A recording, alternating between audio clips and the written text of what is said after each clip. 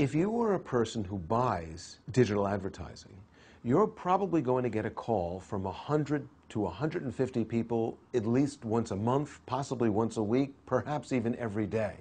And some of the media buyers have already put on their voicemail, their outgoing voicemail, messages to not even bother leaving them a message because they get so many calls. So how do you break through the clutter? What should today's media salesperson do? Well, a savvy person will take advantage of social media marketing, and it really works on two ways.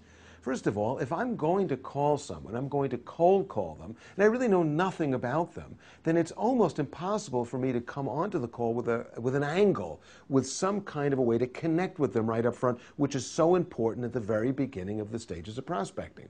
On the other hand, if I bothered to see if they have a Twitter feed and started to follow it and see the subjects that were important to them, went and tracked out, do they have a Facebook page? Are they on LinkedIn? The more I could find about what they're all about, what they do, what they're interested in, the more likely I'll find something in common. When two people share something in common, it greases the wheels of the rest of the conversation. The most common example of that, you're on a plane, you're talking to a complete stranger. Within 20 minutes, you've both found out something in common about each other. You both like to ski, or you went to the same school, you travel to the same city.